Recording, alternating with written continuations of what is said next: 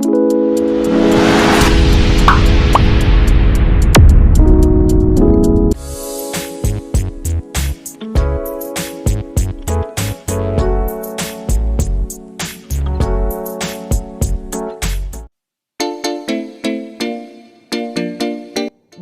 kita lanjut ke soal nomor 11.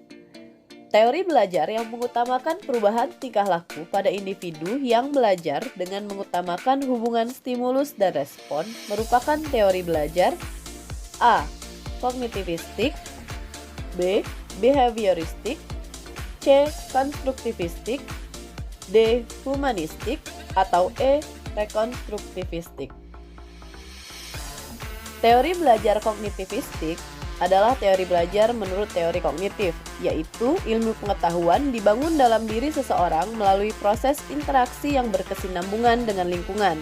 Proses ini tidak terpisah-pisah, tapi melalui proses yang mengalir, bersambung, dan menyeluruh.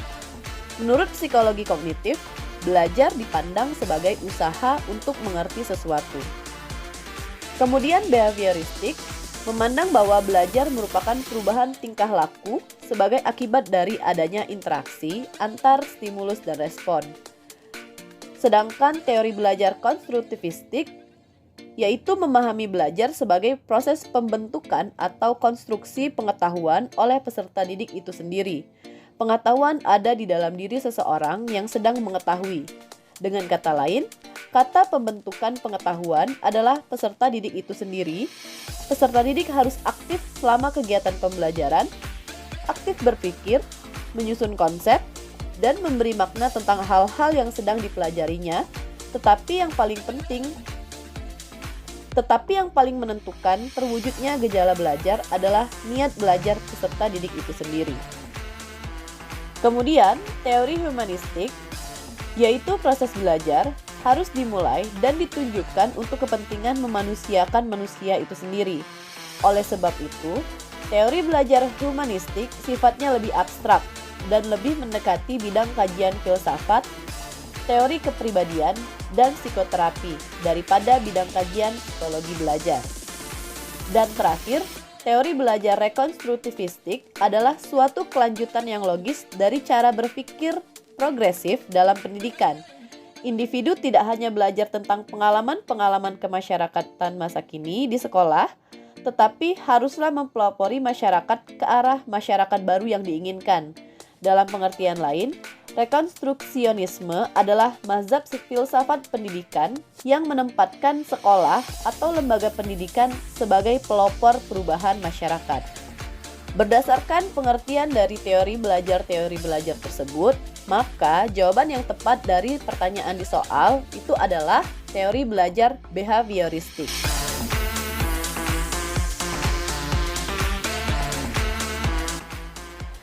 Baik, kita lanjut ke soal berikutnya.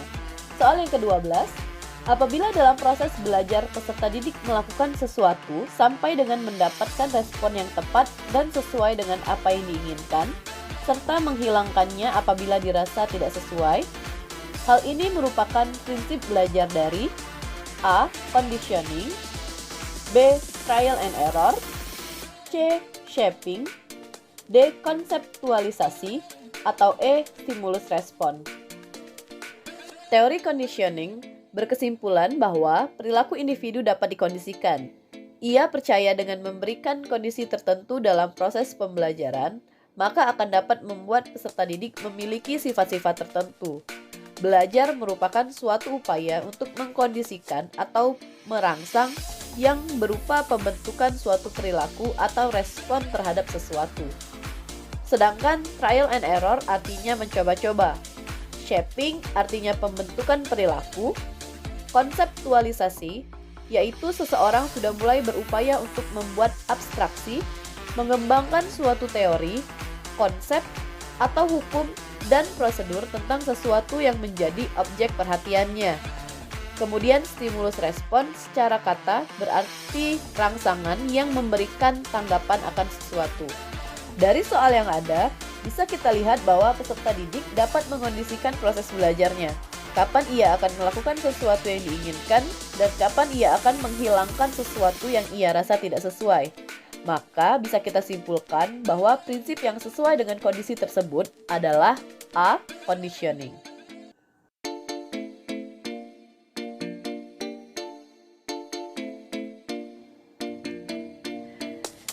Baik, kita akan lanjut ke soal berikutnya.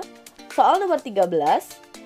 Seluruh komponen pendidikan memiliki tujuan yang sama, yaitu terbentuknya manusia yang ideal, manusia yang dicita-citakan, yaitu manusia yang mampu mencapai aktualisasi diri. Pernyataan tersebut merupakan bagian dari teori A. Behavioristik, B. Kognitivistik, C. Konstruktivistik, D. Humanistik, atau E. Sibernetik.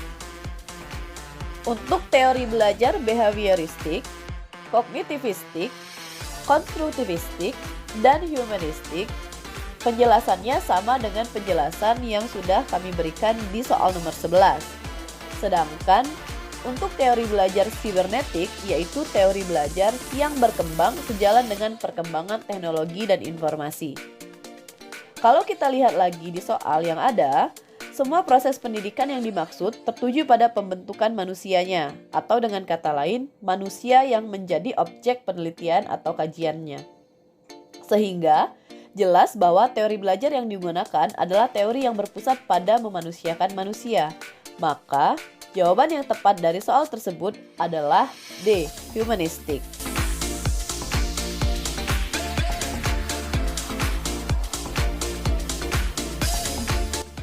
Lanjut ke soal nomor 14.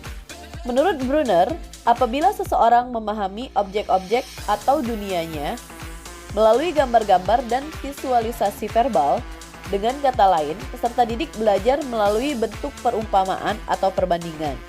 Hal ini merupakan tahapan dari A. Enaktif, B. Intuitif, C. Ikonik, D. Simbolik, atau E. Konflik. Pada tahapan enaktif, anak melakukan aktivitas-aktivitas dalam upaya memahami lingkungan.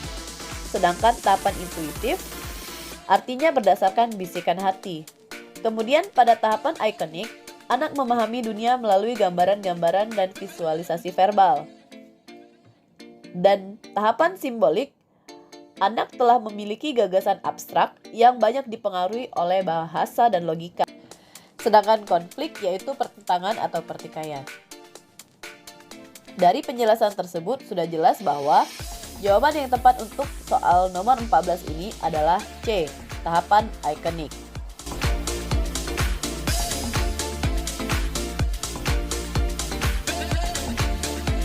Baik, kita lanjut ke soal nomor 15. Pada tahap konseptualisasi, kemampuan yang dimiliki oleh peserta didik adalah A. Mampu memecahkan masalah, B. Mampu membuat peraturan, C. Mampu memahami sebuah kejadian, D.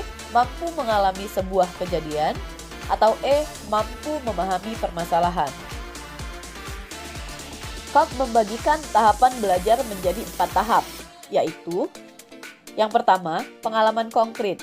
Pada tahap ini, peristiwa belajar adalah seseorang mampu atau dapat mengalami suatu peristiwa atau suatu kejadian sebagaimana adanya.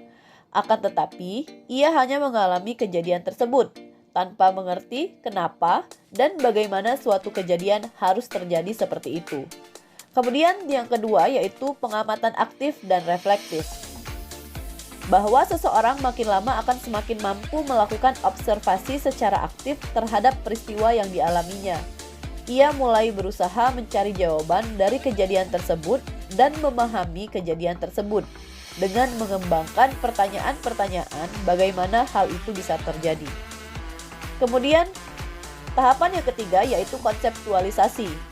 Pada tahap ini, peristiwa belajar adalah seseorang sudah mulai berupaya untuk membuat abstraksi, mengembangkan suatu teori, konsep atau hukum, dan prosedur tentang sesuatu yang menjadi objek perhatiannya. Pada tahap ini, diharapkan peserta didik mampu membuat peraturan-peraturan umum atau generalisasi dari berbagai contoh kejadian yang meskipun berbeda-beda tetapi mempunyai landasan yang sama. Dan tahapan yang keempat yaitu eksperimen aktif. Tahapan ini di mana peristiwa belajar adalah melakukan eksperimentasi secara aktif. Pada tahap ini, seseorang sudah mampu mengaplikasikan konsep-konsep, teori-teori, atau aturan-aturan ke dalam situasi nyata. Dari keempat tahapan belajar tersebut, jelas bahwa jawaban yang tepat untuk soal nomor 15 yaitu C. Mampu membuat peraturan.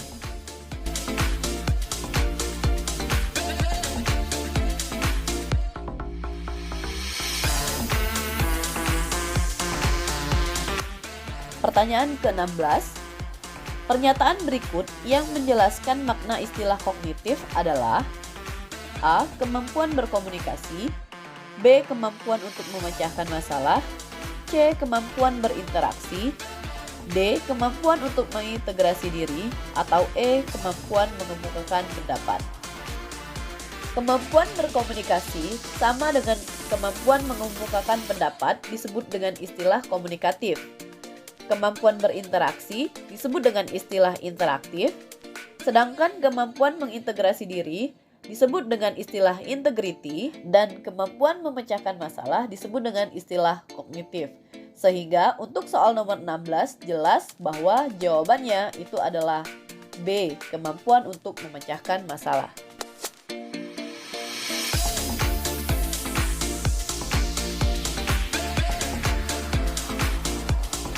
Lanjut ke soal nomor 17. Di bawah ini adalah tipe belajar menurut Habermas, kecuali A. Belajar teknis, B. Belajar praktis, C. Belajar aktif, D. Belajar emansipatoris, atau E. Belajar konsep.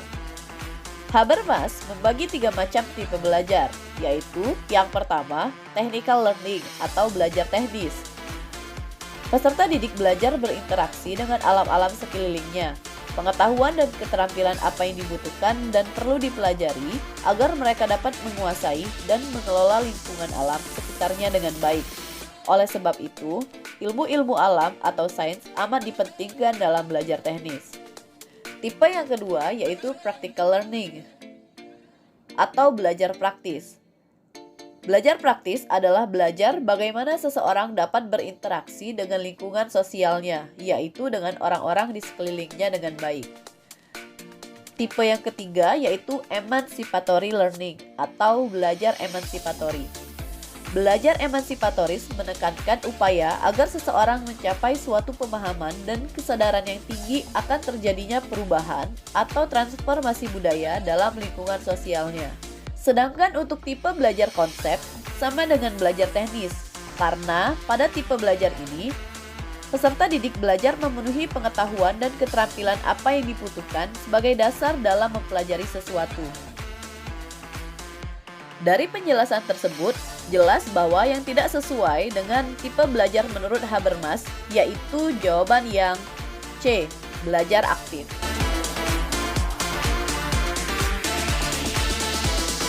Lanjut ke soal nomor 18. Di dalam proses pembelajaran, para siswa dihadapkan dengan situasi di mana ia bebas untuk mengumpulkan data, membuat dugaan atau hipotesis, mencoba-coba atau trial and error, mencari dan menemukan keteraturan atau pola, mengeneralisasi atau menyusun rumus beserta bentuk umum, membuktikan benar tidaknya dugaannya itu. Hal ini merupakan penerapan teori belajar A. Kognitivistik, B. Humanistik, C. Behavioristik, D. Konstruktivistik, atau E. Sibernetik. Untuk penjelasan mengenai teori-teori belajar ini sama dengan penjelasan di soal-soal sebelumnya, sehingga dapat kita simpulkan bahwa jawaban yang tepat untuk soal nomor 18 itu adalah jawaban yang D, konstruktivistik.